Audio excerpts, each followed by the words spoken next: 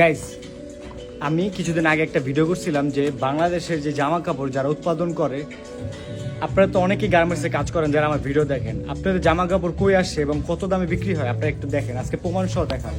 29 euro, almost 40 euro Bangladeshi টাকা। এটা যদি আপনি কনভার্ট করেন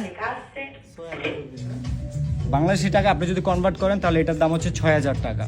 এই 6000 টাকা জাস্ট একটা শার্ট, এই গেঞ্জি না কিন্তু, শুধু একটা শার্ট। এটা কোন দেশ থেকে বানাইছে আপনার দেখাই, মেড ইন বাংলাদেশ।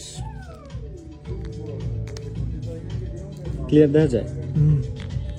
এই একটা শার্টের দাম 6000 টাকা বাংলাদেশি টাকায়, আর এখানে 40 ইউরো। আর আপনারা বেতন পান কত?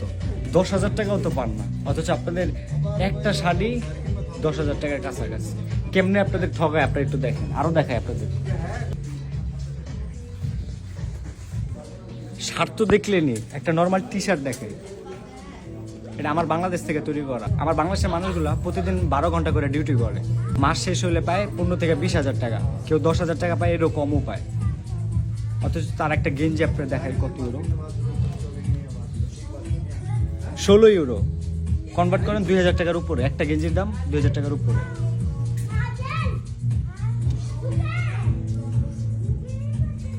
Made in Bangladesh. জুম করি,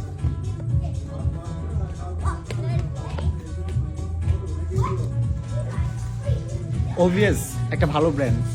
তো ওভিএস এর ম্যাক্সিমাম জামা কাপড়ই বাংলাদেশ থেকে তৈরি করা। আর কত ঠকবেন, আর কত আপনাদেরকে এমনি অবিচার করবে? যারা আপনাদের দিয়ে খাটায় কাজ করাইতেছে তারা কোটি কোটি টাকার মালিক, কোটি কোটি টাকার মালিক। আর আপনারা প্রতিদিন বেতনের জন্য মারামারি করেন, এগুলো দেখার মতো কেউ নাই।